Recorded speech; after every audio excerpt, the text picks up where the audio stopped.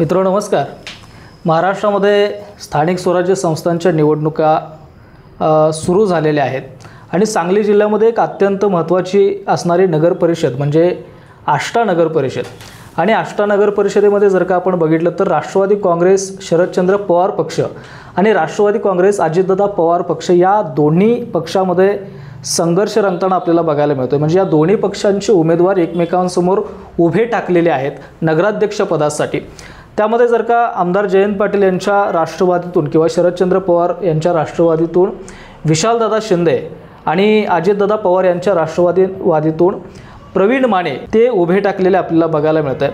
तर याच पार्श्वभूमीवर आज आपल्यासोबत बोलण्यासाठी अजितदादा राष्ट्रवादी काँग्रेस पक्षाचे उमेदवार प्रवीण भाऊ माने आहेत. आपण त्यांच्याशी वेगवेगळ्या विषयावरती चर्चा करणार आहोत. आष्टा शहर असेल आणि एक उमेदवार म्हणून त्यांना नेमकं काय वाटतं किंवा त्यांची काय भूमिका आहे ही संपूर्ण भूमिका आज आपण त्यांच्याकडून जाणून घेणार आहोत. प्रवीणराव, आपलं स्वागत आहे AV9मध्ये. नमस्कार. नमस्कार. खरं तर प्रवीण माने हे नाव आष्ट्यातच नव्हे तर पूर्ण जिल्ह्यामध्ये प्रसिद्ध आहे असं आम्ही सातत्यानं ऐकतो. प्रवीण माने यांचा संपूर्ण इतिहास आम्हाला जाणून घ्यायचा आहे. आष्टा शहरात प्रवीण माने वाढले, नेमकं बालपण कसं होतं प्रवीण माने यांचं? माझं बालपण हे आष्टा शहरात गेलं. जिल्हा परिषद शाळा नंबर 8 या ठिकाणी मी शाळा शिकलो. त्यानंतर 1ली ते 4थी जिल्हा परिषद शाळा नंबर 8. त्यानंतर 5वी ते 12वीपर्यंत रयत शिक्षण संस्थेचे महात्मा गांधी विद्यालय या ठिकाणी शिक्षण झालं. त्यानंतर डिग्रीचं शिक्षण आर्ट अँड कॉमर्स कॉलेजवर झालं. हे सर्व करत असताना लहानपणापासूनच मला समाजकारणाची राजकारणाची आवड होते. मी वयाच्या 16-17व्या वर्षी राष्ट्रवादी काँग्रेस पार्टी विद्यार्थी संघटनेचा अध्यक्ष होतो. बरं. म्हणजे मला पहिल्यापासूनच संघटन करायची आवड आहे, लोकांच्यात राहायची आवड आहे, समाजकारणाची आवड आहे. आणि समाजकारणाबरोबर आजकाल कसं आहे की समाजकारण नुसतं पगडा ठेवणारी काही लोक असतात, पण मी स्पष्ट बोलणारा कार्यकर्ता आहे. समाजकारणाबरोबर राजकारणाची जोड असणं अत्यंत गरजेचे आहे. त्यामुळं मला समाजकारणाबरोबर राजकारणाची आवड आहे. आणि हे करत असताना लहानपणापासून सामान्य कुटुंबातलं आम्ही, माझे वडील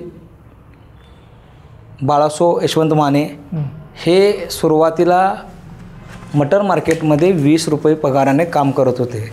मी लहान असल्यापासून आमचे चुलते अशोक माने बापू यांच्यापाशी लहानाचा मोठा झालो. आमचे आजा आणि आजीने माझा सांभाळ केला. त्यानंतर वडील 20 रुपये पगारानं आई शेतात मोलमजुरी करायला जायची. परिस्थिती हालाकीची, सामान्य कुटुंबातला गरिबाचा मी एक पोरगा आहे.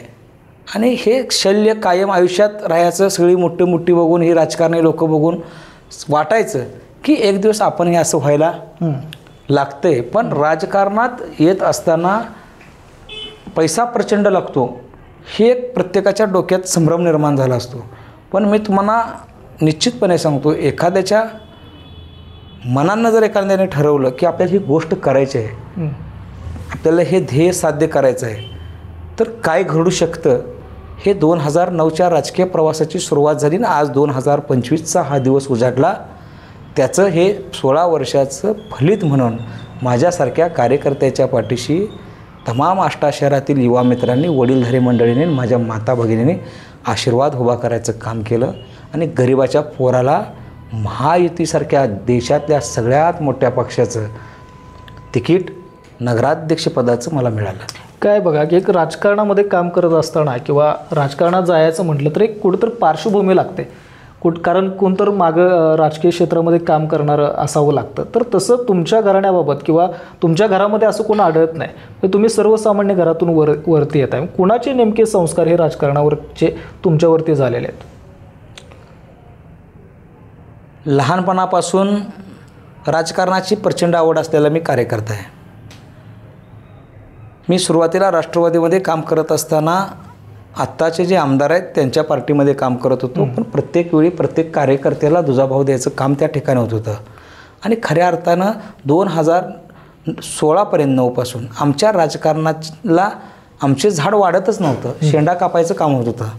पण माझ्या सुदैवाने म्हणा किंवा माझ्या भाग्यानं म्हणा, निशिकांत दादा भोसले पाटील नावाचा देवमाणूस आमच्यासारख्या कार्यकर्त्याच्या जीवनात आला आणि माझेच नव्हे तर माझ्यासारख्या असंख्य लोकांचं, आष्टा शहरातल्या कार्यकर्त्यांचं राजकीय आयुष्यच बदलून गेलं. तुम्ही बोलला ते बरोबर बोलला की राजकारणात गॉडफादर लागतो. मी आता ठरवले माझ्या आयुष्यात की माझ्या रक्ताचा शेवटचा थेंब असूसपर्यंत निशिकांत दादांच्या बरोबर इमाने इतबारे राहायचं. त्यांचा निर्णय हा अंतिम निर्णय असेल या पद्धतीनं काम करायचं. कारण का आमच्यासारख्या गोरगरीब पोरांना पोटाशी धरून मायेची ऊब देणारं कोणी नव्हतं, पण परमेश्वरानं निशिकांत दादांसारखा माणूस जन्माला घातला आणि आमच्यासारख्या कार्यकर्त्यांना पोटाशी धरून मायेची ऊब द्यायचं काम निशिकांत दादाने केलं. निशिकांत दादांचं उपकार आयुष्यभर कधीही विसरणार नाही. खरं तर तुम्ही सुरुवात तुमची राजकारणाची ही राष्ट्रवादीतूनच झाली. नंतर तुम्ही भाजपमध्ये गेला आणि नंतर पुन्हाच त्या घरात माघारी यावं लागलं. तुम्ही राष्ट्रवादीमध्ये होता, तुम्ही ज्यांची करंगळीला धरून राजकीय प्रवास सुरू केला. काय वेळ आली होती की त्यांनी म्हणजे तुम्हाला फारकत घ्यावी लागली? अतिशय चांगला प्रश्न तुम्ही विचारला आहे. बऱ्याच लोकांना हा प्रश्न पडला आहे की तुम्ही त्यांच्यापासून बाजूला का झाला. माणसांची किंमत नसलेल्या माणसांच्यात थांबणं ह्याच्यासारखं वाईट काही नाही. जिवंत माणसाबरोबर आपण राहू शकतो, पण जिवंत असून मेलेल्याचं सॉंग करणाऱ्या माणसाबरोबर आपण कधीही राहू शकत नाही.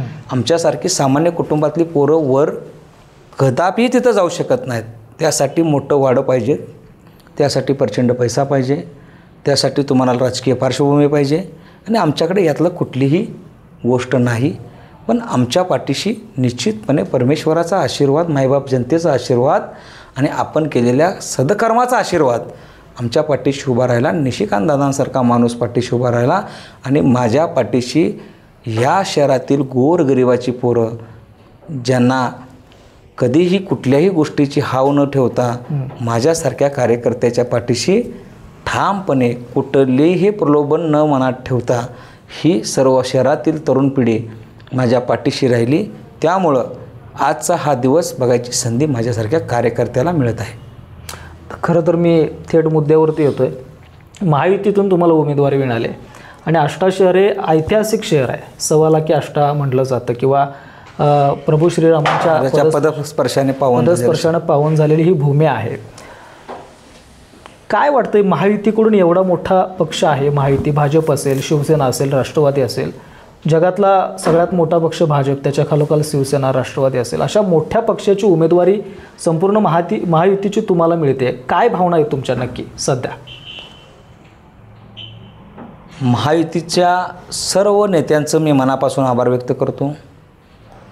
आदरणीय मुख्यमंत्री देवेंद्र फडणवीस साहेब असतील, एकनाथ शिंदे साहेब असतील आणि आमचे नेते राष्ट्रीय अध्यक्ष या राज्याचे उपमुख्यमंत्री अजितदादा पवार साहेब असतील आणि माझे दैवत आदरणीय राष्ट्रवादी काँग्रेस पार्टीचे जिल्ह्याचे जिल्हाध्यक्ष निशिकांतदादा भोसले पाटील असतील, भारतीय जनता पार्टीचे जिल्हाध्यक्ष आदरणीय सम्राटबाबा महाडिक असतील.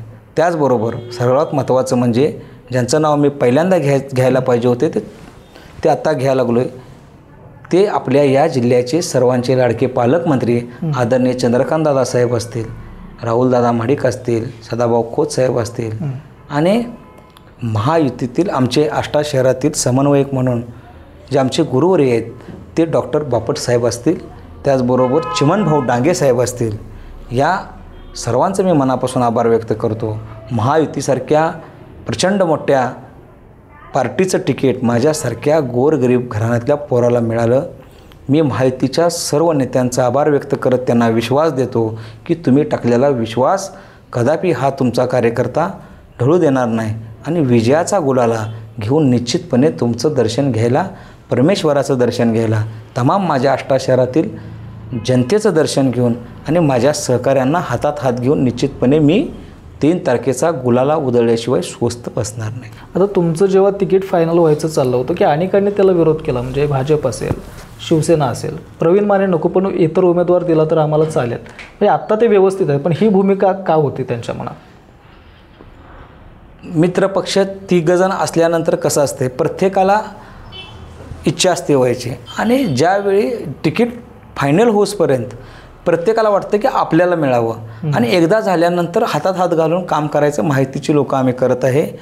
फायनल होसपर्यंत प्रत्येकाचीच अपेक्षा, उद्या तुम्ही असाल तर तुम्हाला नाही वाटणार मला मिळावं ह्यांना मिळावं, पण एकदा मिळाल्यानंतर हातात हात घालून काम करायचं काम महायुतीचे माझे सहकारी मित्र करत आहेत, त्यांचंही मी आभार व्यक्त करतो. खरं तर आष्टा शहरामध्ये प्रचंड विकास केला आहे असं जनता म्हणते प्रवीण माने यांनी. काय नातं आहे आष्टा आणि तुमचं? आष्ट्याचं आणि माझं नातं काय आहे ही परमेश्वराला माहीत, पण मला सतत एक वाटतं की माझा जन्म हा आष्टा शहरातील तमाम मायबाप जनतांची सेवा करण्यासाठी माझा जन्म झाला आहे. मी माझ्या आयुष्यात जिवंत असूपर्यंत निश्चितपणे मी आज तुम्हाला ऑन कॅमेरा सांगतो की मरेपर्यंत मी शहरातील जनतेची सेवाच करणार. माझा प्रपंच म्हणजेच माझ्या आष्टा शहरातील तमाम जनता आहे. मी कधी घरदार प्रपंच बघितला नाही, सगळ्या शहराला माहिती आहे आणि यापुढेही बघणार नाही. माझा प्रपंच म्हणजे माझ्या शहरातली जनताच आहे. म्हणजे आम्ही बघतोय की तुम्ही म्हणजे गाडीवरून आष्टा शहरामध्ये फिरत असता, म्हणजे काय आहे नेमकं लोकांचं तुमचं रिलेशन कसं आहे? तुम्ही अतिशय चांगला हा प्रश्न विचारला. तुम्ही ज्यावेळी गाडीवरनं फिरू शकताय त्यावेळेस तुमचं लोकांच्या बरोबर एक नातं निर्माण होणार आहे. तुम्ही 4 चाकीतनं जर फिरायला लागला तर काचवर करून नातं निर्माण होत नाही. त्या काचेच्या मध्ये तुमचं नातं थडकलं जातं, इकडचं इकडं राहतं आणि इकडचं इकडं राहतं. त्यामुळं तुम्ही खुल्या मैदानात येऊन टू व्हीलरवर बसून गल्लीबोळात गेला पाहिजे आणि प्रत्येकाला वाटलं पाहिजे की हा भाऊ आपला आहे, हा मित्र आपला आहे, हा मुलगा आपला आहे. ह्या पद्धतीनं आपण काम शहरात गेले 9-10 वर्ष करतो आहे. तर 9-10 वर्ष तुम्ही काम करताय, काय केलं आहे आष्ट्यासाठी? आता तुम्हीच प्रश्न मला सांगितला की शहरातील जनता म्हणते प्रचंड विकास केला आहे, म्हणजे निश्चित तुम्हाला माहीतच आहे ना काय केले काय नाही. तर बऱ्यापैकी तुमचे धार्मिकदृष्ट्या जर का विचार करायचं म्हटलं तर अनेक स्वखर्चातून तुम्ही मंदिरं बांधलेले आहेत, त्याच्यावरती शासनाचा निधी टाकून काही कामं केलेले आहेत. पण मध्यंतरी एक मुद्दा चर्चेत होता की तुम्ही जे सोमलिंग तलाव बांधलं त्या सोमलिंग तलावामध्ये भ्रष्टाचार झाला असा एक तुमच्या विरोधकांनी आरोप केला होता. काय सिद्ध झालं त्यात? तुम्हीच होता, प्रत्येकाची माझी मुलाखत घेतली, विरोधकांची घेतली, सिंगल पुरावा दाखवावा. मोगाम बोलण्यात काय अर्थ नाही. प्रचंड मोठं असं शंभू महादेवाचं काम चालू आहे. माझ्याकडं जर चुकीचं काम तिथं होत असेल तर महाकाल आहे शंभू महादेव म्हणून, मी जळून भस्मसात होईल. आणि ज्यांनी खोटे आरोप केलेत ना त्यांना 3 तारखेला शंभू महादेव भस्मसात केल्याशिवाय राहणार नाही. प्रामुख्यानं आपल्याला जे महत्त्वाची वाटतात आष्ट्यामधली कामं अशी कोणकोणती तुम्ही कामं केलेली आहेत? आत्ताच विषय काढलेला हा आपण सोमलिंग तलाव असेल 5,38,00,000चा. या शहरामध्ये हिंदू स्मशानभूमी 5 स्टार स्मशानभूमी म्हटलं तर काय वावगं ठरणार नाही. या तालुक्यात जिल्ह्यात राज्यात नव्हे ह्या पद्धतीची स्मशानभूमी आपण तिथे केल्या, लवकरच त्याचं लोकार्पण पण होईल. त्याच पद्धतीनं अनेक बगीचा मोठ्या केल्यात, समाज मंदिरे बांधलीत आणि आत्ता आपण गेल्या 15 दिवसापूर्वी 24/7 पाण्याची 74 कोटी 35 लाखाच्या पाणीपुरवठा योजनेची तांत्रिक मंजुरी देखील महायुतीच्या सर्व नेत्यांच्या सहकार्यानं आमचे नेते आदरणीय निशिकांतदादांच्या माध्यमातून आणायचं काम आपण केलं आहे. आणि त्या काळात लवकरच प्रशासकीय मान्यता घेऊन त्या कामाचा शुभारंभ केल्याशिवाय मी स्वस्थ बसणार नाही. माझ्या मातामाऊलींना पाण्याची कधी वणवण करता कामा नये आणि चणचण भासता कामा नये, यासाठी पुढच्या 50 वर्षाचं प्लॅनिंग आपल्याला आत्ता करायचं आहे. आणि शहर वाढल्यामुळं पाण्याचा पुरवठा कमी होत जाणार आहे दिवसेंदिवस. त्यामुळं आत्ताच आपल्याला ते प्रोव्हिजन करून 50 वर्षाच्या पुढचा पाण्याचा प्रश्न आत्ता मिटवणं ह्या 1.5-2 वर्षात हा सगळ्यात मोठा प्रश्न माझ्यासारख्या कार्यकर्त्याच्या समोर आहे. तुम्ही आता आष्टा नगरपालिकेला सामोरे जात आहे किंवा जनतेसमोर सामोरं जात आहे, उद्याचं तुम्ही नेतृत्व आहात आष्टा शहराचं. काय आष्ट्यात गरजा आहेत, म्हणजे काय वाटतं तुमच्या दृष्टिकोनातून महत्त्वाचे आष्ट्यातले प्रश्न काय आहेत? नगरपालिकाचं इलेक्शन आहे, मी नगरपालिकेबद्दलच बोललो पाहिजे. तसं मग मी MIDC पाहिजे म्हणणार, प्रशासकीय इमारत पाहिजे म्हणणार, बरोबर. आणि ती निश्चितपणे आपण आणणार. महायुतीची आपली सत्ता आहे, फक्त इथं आपली सत्ता येणं अत्यंत गरजेचं आहे. इथं सत्ता असेल तर वरती 100% मान मिळतो आपल्याला. तुमचं खालीच काय नाही म्हटलं वर तुम्हाला कोण विचारणार आहे? त्यामुळे मी तुमच्या कॅमेऱ्याच्या माध्यमातून तमाम आष्टा शहरातल्या जनतेला आव्हान करतो की तुम्ही एकदा महायुतीची सत्ता आष्टा नगर परिषदेवर आणायचं काम करा.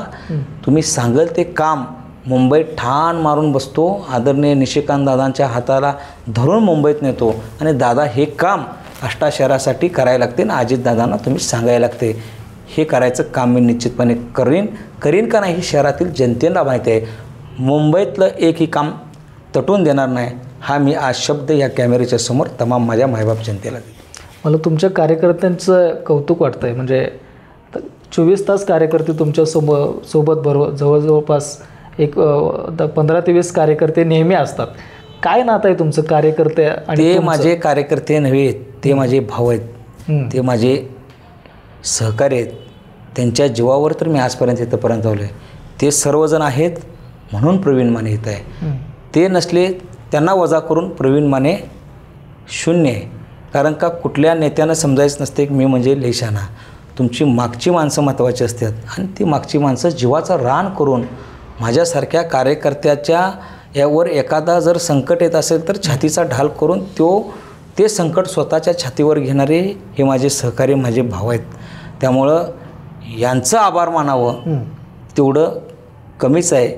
अशी लोक मिळायला भाऊ दिवस लागतात आणि मी भाग्यवान आहे की मला जीवाला जीव देणारी ही माणसं मी निर्माण करू शकलो आणि हे माझ्यासोबत कायमस्वरूपी असतात. हाच माझ्यासारख्या कार्यकर्त्याला प्रचंड मोठा आनंद आहे. तर थोडक्यात आपण महत्त्वाच्या प्रश्नांकडे बोलूयात. आत्ताचा याचा एक ताजा मुद्दा आहे की छत्रपती शिवाजी महाराजांचा पुतळा. आता तुमच्या विरोधकांनी तुमच्यावरती आरोप केले की म्हणजे जेव्हा पुतळा येत होता शहरामध्ये आष्टा शहरामध्ये तर तुम्ही तो रोखला किंवा प्रशासनावरती दबाव टाकला. हे थेट आरोप आहेत तुमच्यावर. छत्रपती शिवाजी महाराजांची शपथ घेऊन सांगतो माझा एक देखील कॉल ह्यांनी कुठल्याही अधिकाऱ्याला झालेला दाखवावा. भर चौकात मी फाशी घ्यायला तयार आहे. पण तसं काय नसेल तर त्यांनी भर चौकात येऊन माफी मागावी. अरे छत्रपती शिवाजी महाराज हे ओपन चॅलेंज आहे.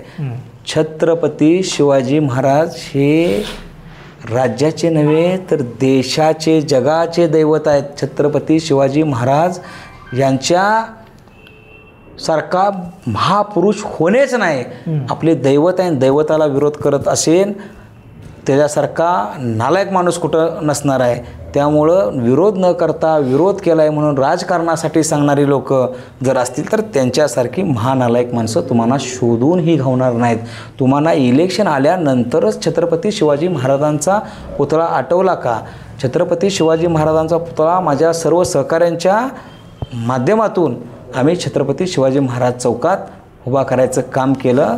फायबरचा पुतळा आहे, फायबरचा पुतळा. अरे छत्रपती शिवाजी महाराजांचा पुतळा तो कशाचा आहे ह्याच्यापेक्षा माझ्या महाराजांचा पुतळा आहे हा प्रश्न सगळ्यात महत्त्वाचा आहे. आणि ह्या कॅमेऱ्याच्या माध्यमातून मी त्यांना सांगू इच्छितो की छत्रपती शिवाजी महाराजांचा अश्वारूढ पुतळा निश्चितपणे महायुतीची सत्ता शहरात येणार आहे.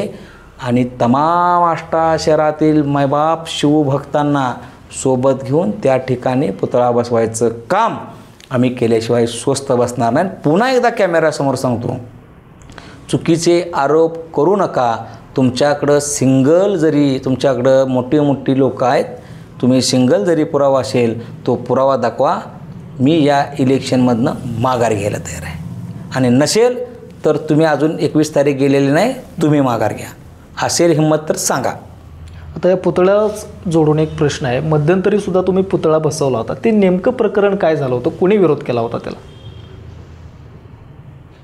मी सांगण्यापेक्षा तमाम शहरातील जनतेला माहिती आहे की अशा पद्धतीचं कृत्य कोण करू शकतो.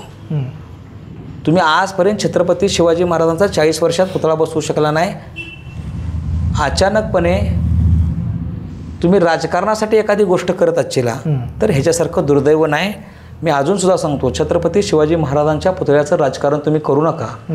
सर्वजण एकत्र येऊन पुतळा बसवू वाटलंच तर. पण महाराजांच्या पुतळ्याचं राजकारण तुम्ही करू नका. महाराज हा अस्मितेचा विषय आहे. आपले दैवत आहेत.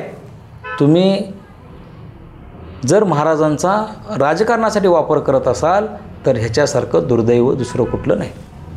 तर जेव्हा विशालदादा शिंदे यांची अर्ज भरणी होते तेव्हा त्यांच्या ज्येष्ठ नेत्यांनी तुमच्यावरती टीका केली की तुमच्या अंगावरती केसेस आहेत.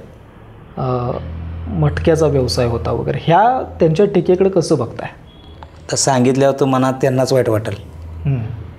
मी नाही, जनतेला उत्तर द्यावं. मी स्पष्ट बोलणारा माणूस आहे. माझ्यावर केसेस होत्या का? तर होत्या, पण त्या कधी मी त्यांच्यासोबत होतो त्यावेळी होत्या.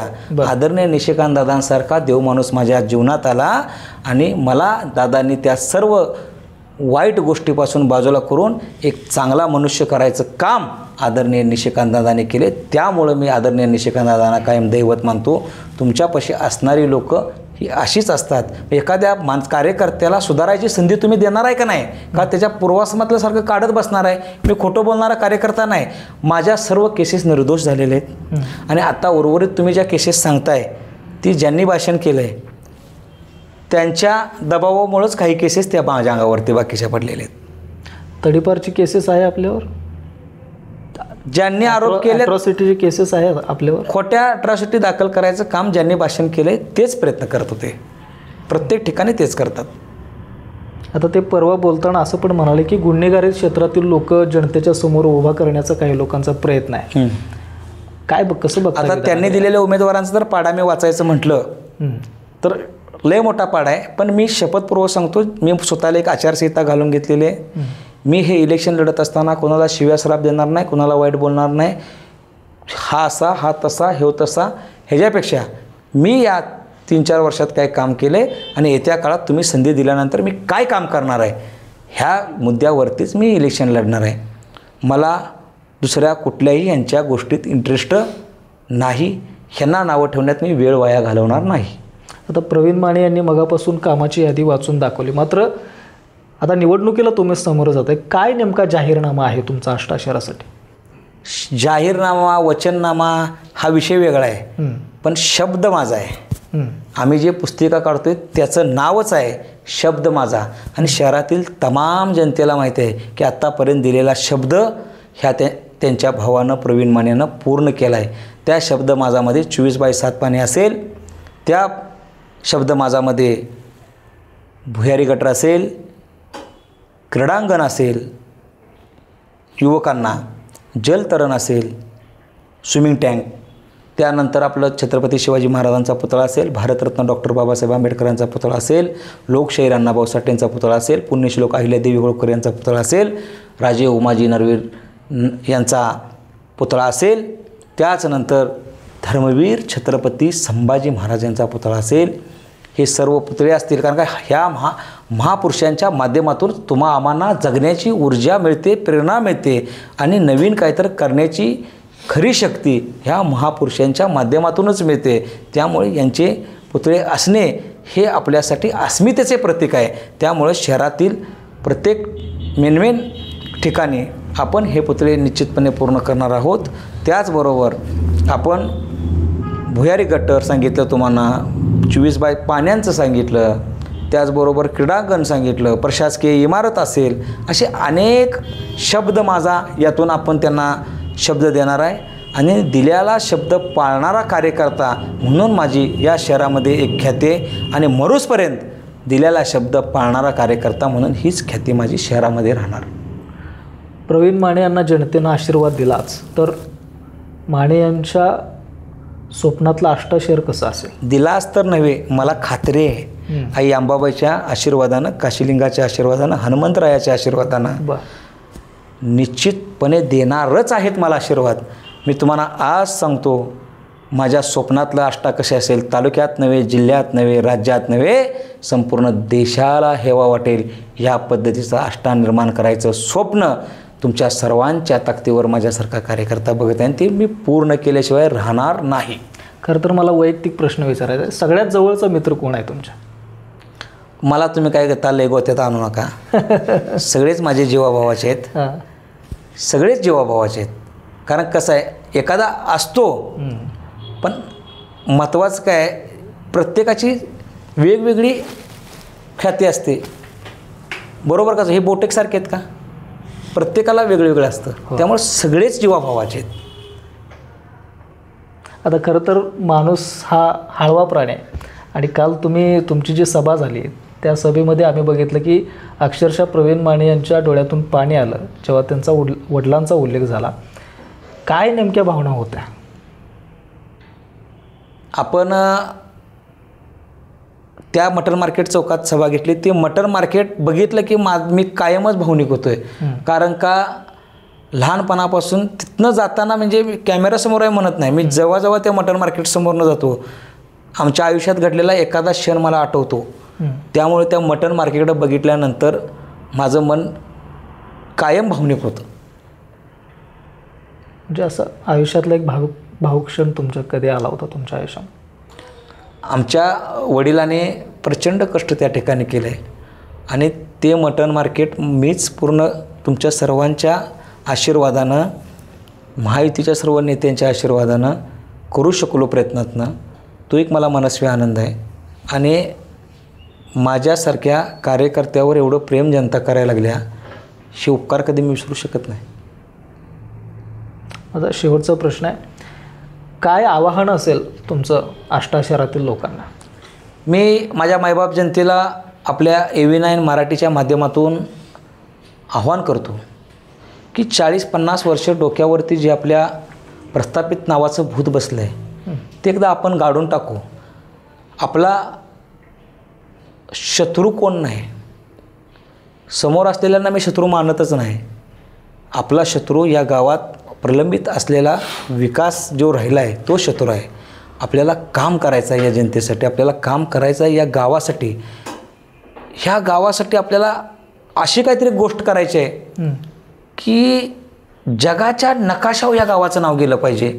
तुम्ही म्हणणार काय हे मोठं बोलायला आहे, शपथपूर्वक सांगतो, अंबाबाईची शपथ घेऊन सांगतो, इतकं वेगळं काहीतरी या शहरासाठी आपल्याला करून दाखवायचं आहे की नगरपालिका नुसतं सर्च केलं तर आष्टा नगरपालिका हे गुगलला सुद्धा नाव आलं पाहिजे. ह्या पद्धतीनं काम आपल्याला शहरात करायचं आहे.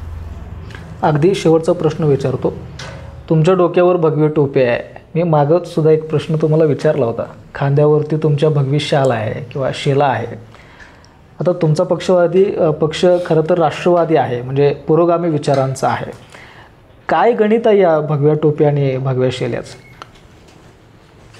मगापासून आपण छत्रपती शिवाजी महाराज यांच्याबद्दल प्रचंड बोलू आणि कायम बोलतच राहावं असं ते व्यक्तिमत्व, ते दैवत आहेत आपले. हा भगवा छत्रपती शिवाजी महाराजांचा खांद्यावर आणि डोक्यावरची भगवी टोपी छत्रपती शिवाजी महाराजांच्या भगव्याची आहे. छत्रपती शिवाजी महाराजांचं विचार जर पुढे घेऊन जायचं असेल आणि हा भगवा जर खांद्यावर असेल तर ऊर्जा आणि प्रेरणा द्यायचं काम हा भगवा देतो आहे. भारतरत्न डॉक्टर बाबासाहेब आंबेडकर असतील, त्यांच्या संविधानावरती हे शहर आपल्याला चालवायचं आहे. लोकशाहीर अण्णाभाऊ साठेंनी ज्या पद्धतीने काम केलं त्या पद्धतीने या शहरात आपल्याला काम करायचं आहे. पुण्यश्लोक अहिल्यादेवींनी ज्या पद्धतीनं प्रशासन चालवलं त्या पद्धतीनं प्रशासन आपल्याला चालवायचं आहे. आणि राजे उमाजी नाईक यांनी ज्या पद्धतीनं या ह्या भूमीमध्ये बंडाचं रक्त निर्माण केलं त्या पद्धतीने जिथं जिथं अन्याय होईल त्या ठिकाणी राजे उमाजी नाईकांच्या सारखं हातात कुऱ्हाड घेऊन आपण त्या ठिकाणी बंदूक घेऊन त्या अन्यायाच्या विरोधात आपण लढलं पाहिजे. आता आष्टा शहरातून तुम्ही फिरताय, जेव्हा तुम्ही जनतेत जाताय तेव्हा काय जाणवतंय नक्की? तुम्हाला खरं सांगू का, म्हणजे मी अनेक लहानपणापासून इलेक्शन बघितले. एक काळ असा असायचा की विरोधकांना उमेदवार मिळत नव्हते, फिरायला माणसं नसायची. मी आत्ताच एक बैठक घेऊन आलो प्रभाग क्रमांक 2मध्ये.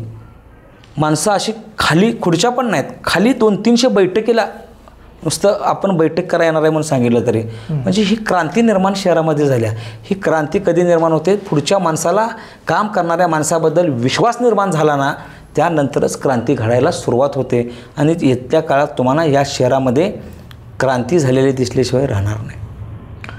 तर नक्कीच हे होते आष्टा शहरातील महायुतीचे उमेदवार प्रवीण माने. तर त्यांनी अगदी त्यांच्या लहानपणापासून राजकारणामध्ये सुरुवात कशी झाली किंवा अगदी समाजकारणामध्ये सुरुवात कशी झाली आणि तिथून पुढं राजकारणामध्ये कशा पद्धतीनं काम केलं किंवा आष्टा शहरामध्ये शहराच्या विकासामध्ये भर टाकण्यासाठी किती कामं केली या संदर्भात बऱ्याच प्रश्नांवरती त्यांच्याशी आज आपण चर्चा केली. आणि अगदी महायुतीचे उमेदवार म्हणून त्यांना आमच्या वतीनं सुद्धा आम्ही तुम्हाला शुभेच्छा देतो की तुमचा विजय निश्चित व्हावा. आणि तुम्ही आलात, वेळ दिलात त्याबद्दल आपलं धन्यवाद. थँक्यू.